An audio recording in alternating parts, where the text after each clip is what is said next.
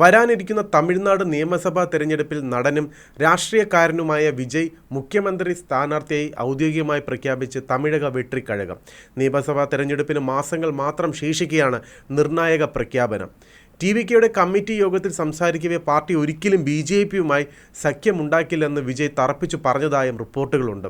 ബിജെപിയുമായി പരസ്യമായി ഒന്നല്ല, ഒളിഞ്ഞും തെളിഞ്ഞുമായി ഒരു സഖ്യത്തിനും താനില്ലെന്ന സൂചനയാണ് വിജയ് നൽകിയിരിക്കുന്നത്. പ്രത്യയശാസ്ത്രപരമായ ശത്രുക്കൾ എന്ന് വിളിക്കാവുന്നവരുമായി കൈകോർക്കുന്നതിലുള്ള എല്ലാ സാധ്യതകളും വിജയ് വ്യക്തമായി തള്ളിക്കളഞ്ഞു എന്നതാണ് ഈ വിഷയത്തിൽ ഏറ്റവും ശ്രദ്ധേയമായ കാര്യം. ബിജെപി മറ്റ് എവിടെ വേണമെങ്കിലും വിഷവിത്ത് വിതച്ചോട്ടെ, പക്ഷേ തമിഴ്നാട്ടിൽ അങ്ങനെയല്ലെന്നും വിജയ് പറഞ്ഞതായാണ് റിപ്പോർട്ട്. അണ്ണായെയും പെരിയാറിനെയും അപമാനിച്ച് തമിഴ്നാട്ടിൽ നിന്ന് വിജയിക്കാൻ കഴിയില്ലെന്നും അങ്ങനെ ബിജെപിയുമായി കൂട്ടുകൂടാൻ DMKയോ ADMKയോ അല്ല തൻ്റെ പാർട്ടിയെന്നും വിജയ് കൂട്ടിച്ചേർത്തു. നേരത്തെ തിരഞ്ഞെടുപ്പിന് മുന്നോടിയായി സഖ്യങ്ങൾ തീരുമാനിക്കാനുള്ള പൂർണ്ണ അധികാരം വിജയ്ക്ക് പാർട്ടി നൽകിയിരുന്നു. സംസ്ഥാനത്തെ 2 കോടി അംഗങ്ങളെ ചേർക്കുകയെന്ന ലക്ഷ്യം വെച്ചുകൊണ്ട് ടിവികെ അംഗത്വം അടിത്തറ വികസിപ്പിക്കാനും തീരുമാനിച്ചിട്ടുണ്ട്.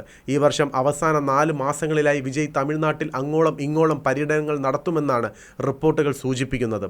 ടിവികെയുടെ 2ാം സംസ്ഥാന സമ്മേളനം ഓഗസ്റ്റിൽ നടക്കും. ഇതിലായിരിക്കും കൂടുതൽ തിരഞ്ഞെടുപ്പ് തന്ത്രങ്ങൾ അവതരിപ്പിക്കുകയെന്നും അതിന് അനുസരിച്ച് നടപ്പാക്കുകയും ചെയ്യും. വിവിധ തിരഞ്ഞെടുപ്പ് പദ്ധതികൾക്ക് പുറമെ പ്രധാന വിഷയങ്ങൾ അഭിസംബോധന ചെയ്യുന്ന നിരവധി പ്രമേയങ്ങൾ പാർട്ടി പാസാക്കിയിട്ടുണ്ട്. അതേസമയം ടിവികെയുടെ പ്രഖ്യാപനത്തോടെ തമിഴ്നാട്ടിൽ തിരഞ്ഞെടുപ്പ് പോരാട്ടത്തിൻ്റെ ചൂടേറുമെന്നാണ് കരുതുന്നത്.